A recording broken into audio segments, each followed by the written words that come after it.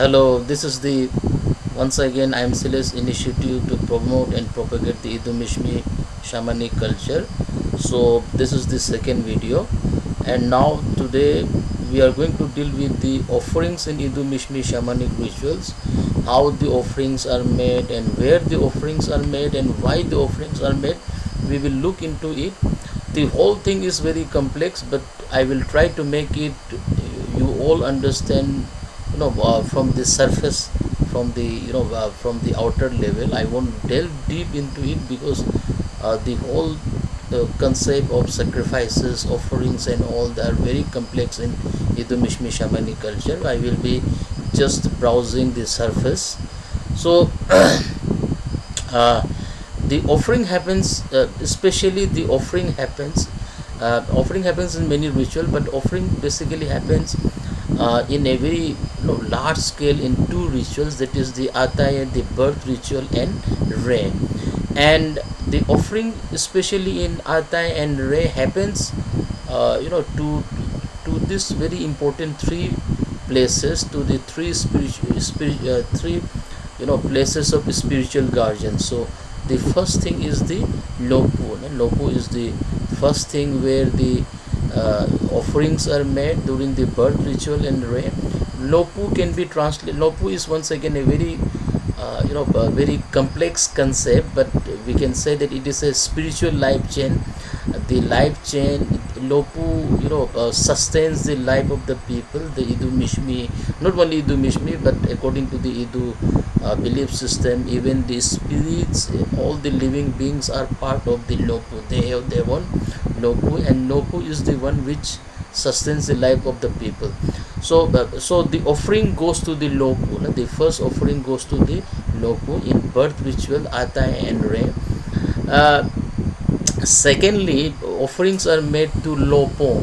Lopo is the spiritual places that bestow prosperity, that bestow well-being, that bestow material well-being as well as spiritual well-being. That is the Lopo, the spiritual places that bestow Lopo. And the third entity, or the third entities whom the offerings are made, are known as the Eno and Muti. Eno and Muti are clan specific and village specific. This Eno and Muti, they are the ancestral spirits who are responsible for taking care of the people living in that particular village and people of that particular clan. So that is the Eno and Muti, which is called Uriebra also. Then also comes the tutelary spirit, that is given, that offering is made in many rituals by the Igu, where the shaman makes the offering to the spiritual being, to the spiritual guardians. The tutelary spirits are the one which help Igu to conduct in rituals, so offerings are made to them. But basically we will focus on the three Lopu, Lopo and Eno and Muti, the offerings, which basically happens in Ataya and Re. So now what are the spiritual life chain Lopu? Lopu, there are some more Lopu, but these three are the principal Lopu. These three are the entity, or these three are the spiritual place responsible for sustaining the life of an individual clan, even the root clan and whole tribe. So Lopu is the life chain, and for that reason, these are the three primary Lopu, or the most important Lopu. That is the initial Lopu, that is the mother sun. The sun is made offering because sun is the reason behind the sustenance of the people according to the Idu Mishmi. So offerings are made to them. So next is the Athu Lopu. Now, Athu Lopu is basically the mountain range where lies the Athu Popu. So here Athu in Igu also means the mountain, but we will assume that this Athu is none other than the place where Athu Popu is located. So Athu Popu, we all know that it is associated with the death ritual, but Athu is also the place associated with the Lopu. So this is the place which also sustains the continuity of the life of the people, life of an individual as the clan as well as the whole tribe. So Athu Lopu and Bili Lopu. Bili Lopu is Biliaya, or Bili is near Athu Lopu. So that place is also, a spiritual place is also associated with the Lopu, the place which ensures the sustenance of the life of the whole clan, whole tribe, as well as whole whole living beings. So the offerings are made to them. Next, Lopu. About Lopu, we come to know in Lopu Ayotri, which is basically chanted in rain. So Lopu Ayotri, and according to the Lopu, even the spirits are the part of the part of the Lopu. So when Lopu Ayotri happens, then it is about the regeneration or the evolution of the human being, how human being evolved, and how and before human being the spirits evolved. So the spirits or Kinu, all those Kinu, Gono, Asha, everyone is part of Lopu. Then there is the humans. Say for instance, when we talk about Lopu, then there is the Lopu, which is the Lopu of all the human beings. Then we can say that Lopu of humans, the Lopu of humans. And within the Lopu of humans, within the Lopu of humans, there is the Lopu of different different communities, different tribes and all. And this all Lopu safeguard their own tribe or their own community. These all places safeguard safeguard the life of the people. So we have got the Lopu of Kera. Then within the Lopu of Kera, then there is the Lopu of Asi.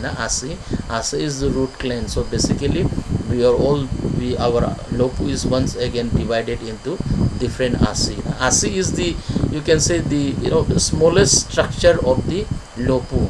So Asi, say for instance I am Amiale, so my it will be said that Lopu of Amiale. Amiale people, that means that many clans like Elabra, Mimi and all, they all are part of this Asi. This my Amiale Asi. So that is what it is. So that is the smallest unit.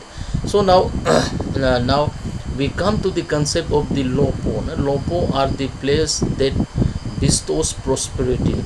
So what are the Lopos? The first Lopo, I have skipped some of the Lopo where not much offerings are made, but these are the compulsory place, compulsory spiritual place where offerings are made. And this once again is called Lopo, the spiritual places that bestow prosperity and well-being of the people. So first is the Aduya. Aduya is the river, and this is the spiritual river, which is place of wealth and prosperity. Invoked and made offerings for prosperous life. Then comes the Adege. Adege is mountain range, and this is also associated with the prosperous life. And this place also bestows hunts and traps, hunters and all, good hunt and all is bestowed by the spiritual guardians or the spirits of Adege. So offerings are made in Re as well as in Atayan. So next is the Doko. Doko is the spiritual lake that also bestows wealth and prosperity. It bestows the fish and all. And once again, fish in Idu Mishmi is symbol of wealth, and also wealth as well as the fertility. For fertility, for having many children, and for having good catches as well as wealth, Doko, the lake is made offering, or the offerings are made to Doko also. So now next is the Mitungu. Mitungu is the spiritual place of Mituns. So this place bestows the Mitun. So people make offering to Mitungu for bestowing of Mithun. Then comes the Tondo. Tondo is the spiritual place of pigs. As pigs are the most important animal among the Idu Mishmis, because all the major rituals cannot happen without pig, and it has got spiritual significance, the sacrifice. So dondo is made offering for bestowing pigs. And now we come to the now this is up to here, lopu and lopo, that is all general, general, all the Idu Mishmis, they will make offering to all these places, initial lopu, athu lopu, buli lopu, aduya, adege, lopo like aduya, adege, toko, mitungu, dondo. These all are the places which is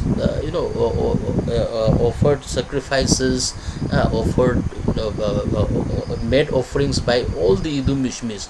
Now comes the Eno and Muti. Now Eno and Muti is something, this Eno and Muti are the almighty guardians of Eno and Muti. Now there are many guardians, many spiritual guardians, guardian spirits, which are called as the Eno and Muti.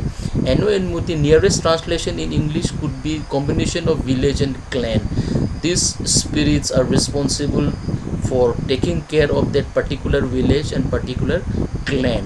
Many of them are geographical natural entity who look after the well-being of people, village and clan in mundane world.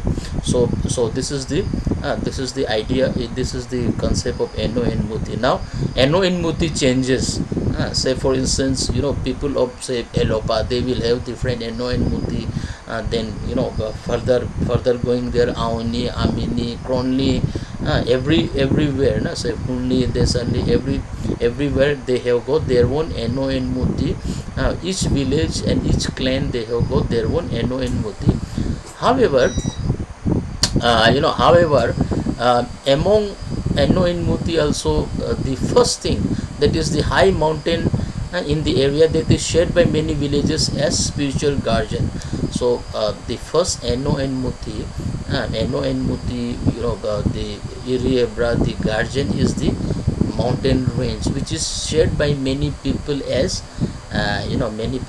their guardian. Say for instance, I'm from from Elope. So our mountain range, the guardian mountain range is Abrudelo, but Abrudelo is not only the guardian mountain of Elope, it is also the guardian mountain of Amini, Auni, Kronli, probably Auni also. That mountain range is looked upon as guardian by many villages in the vicinity.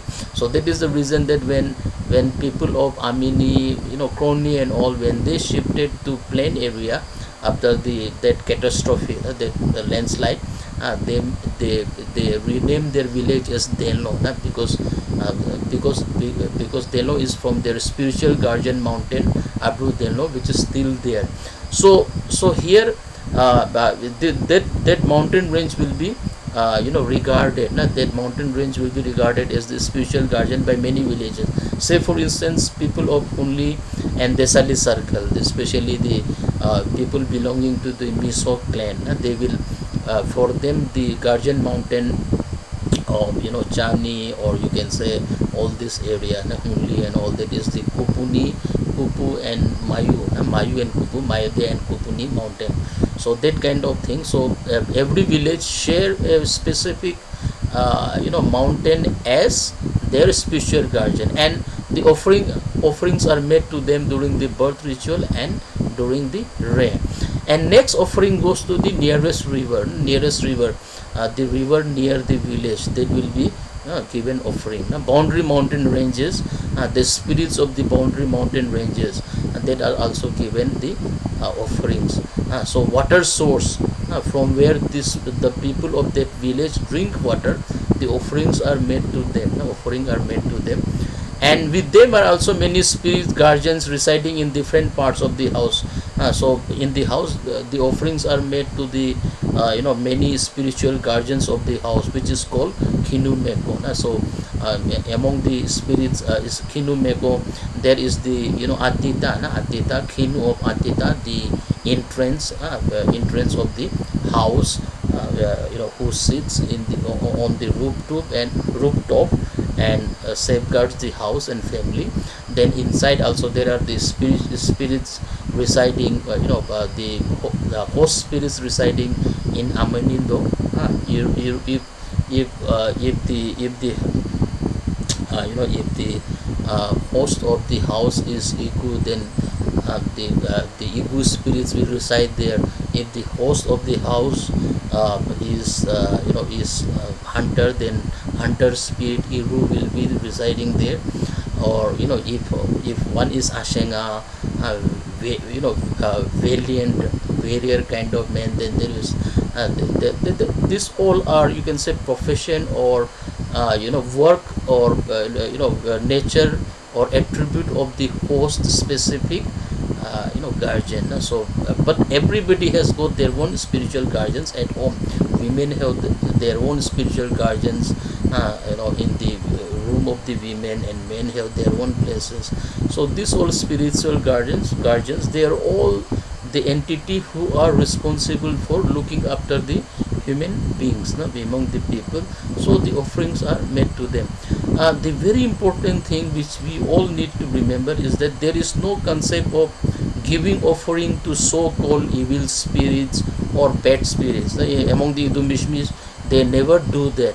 The offerings or sacrifices are made to those guardians, those spirits who look after the people, who bestow richness, who bestow well-being, who sustains the genealogical life chain, and that means that who looks after my future generation and past generation. Everyone is given offering. So this is what happens. How the offerings are made. Now, how the offerings are made?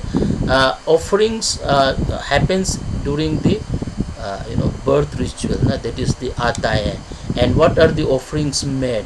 Offerings are made yuabu. That is the wine offering. You offering to the Almighty Guardians. And there is the eto abu atu. Eto abu atu basically means making offering to the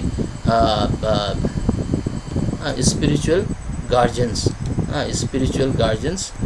of the offering of the etona, the chicken blood to the spiritual guardians. And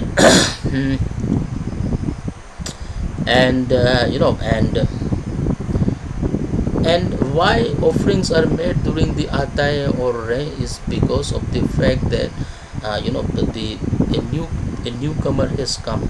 So all these spiritual guardians who look after the human beings for the well-being of the people, the child has to be introduced to them.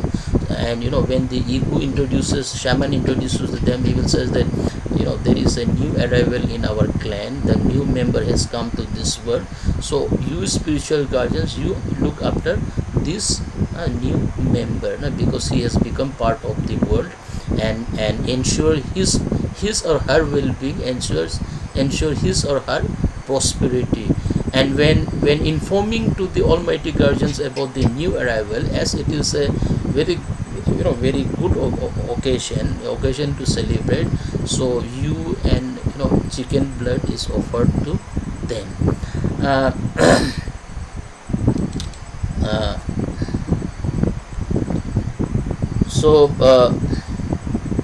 And the next is the rain. In rain, offerings are also made during the rain. That is the ayani. On the second day, on the first day also you andro is made offering, but on the second day, sha'iyu atu happens, the offering of mithun blood. Mithun blood is offered to all the spiritual guardians who look after the well-being of the people. All those spiritual beings I have shown you. Next, during the third day, any also iu atu, the pig blood is made offering or offered to the spiritual guardians on the third day. And on the fourth day, you ayu atu, the main you of the Ray ritual is pre-offering is made to the spiritual guardians on this day.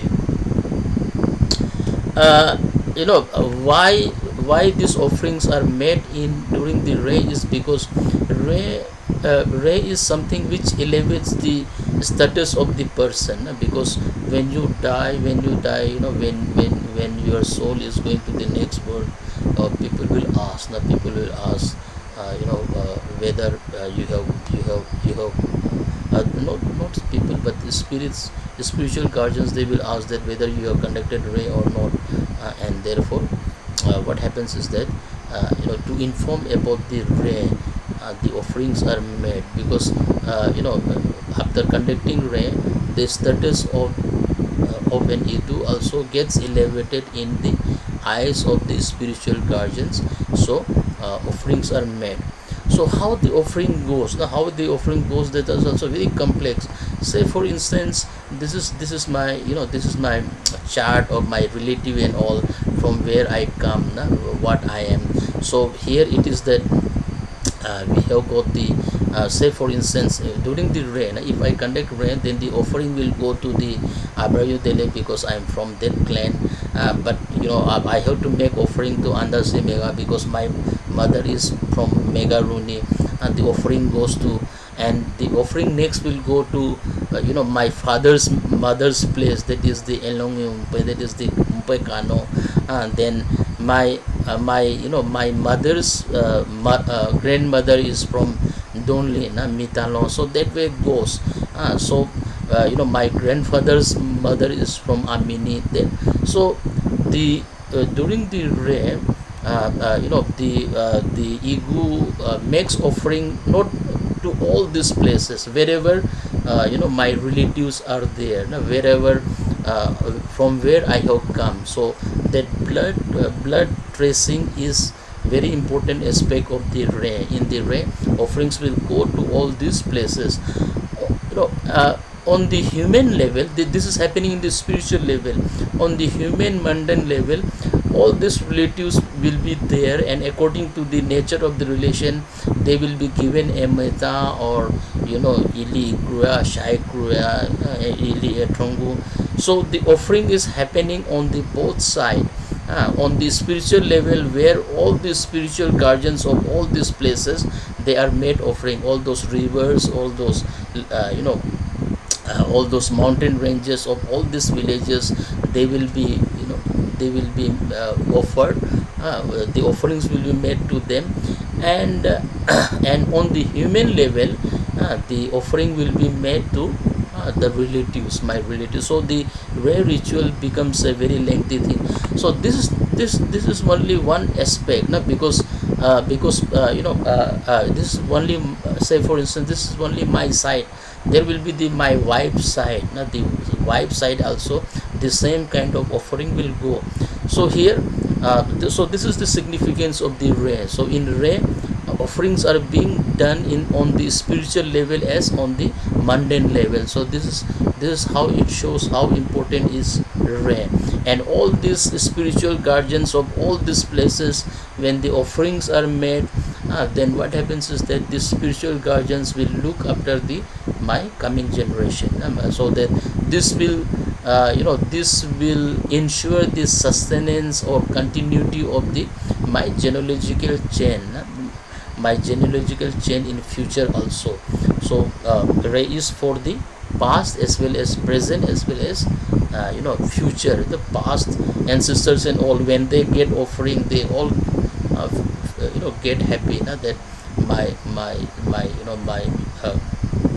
successor or coming generation, they are making this offering. So ancestral spirits, when the offerings are made to them, they feel glad and happy. So this is the concept of Ray.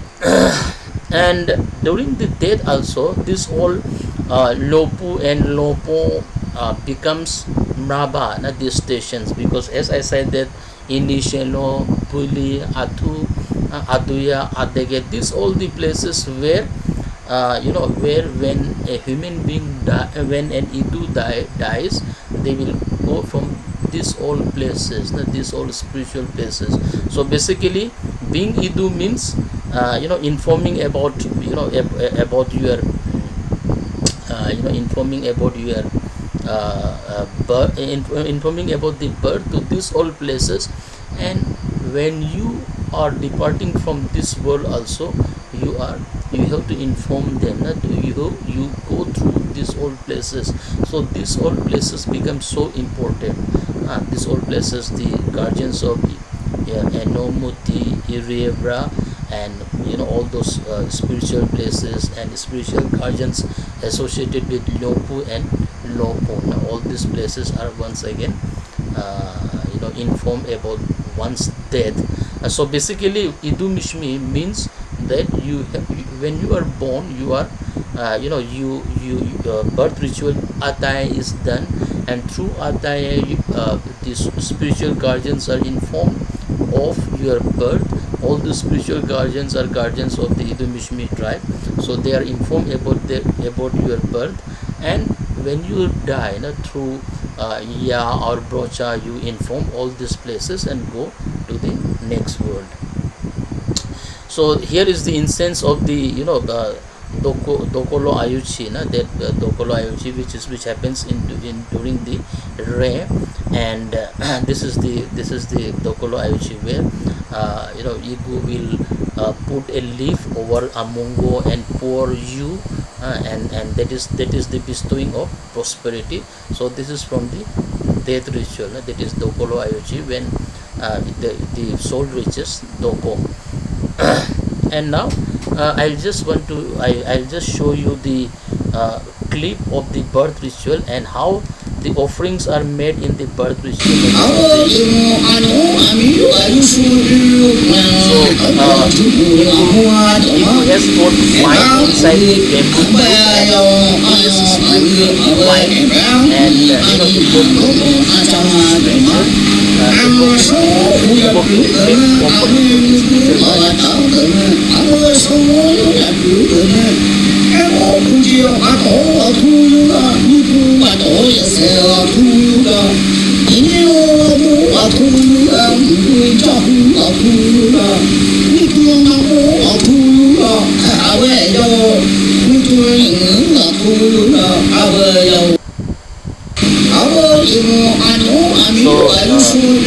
so this is what it is. The Igu, Igu is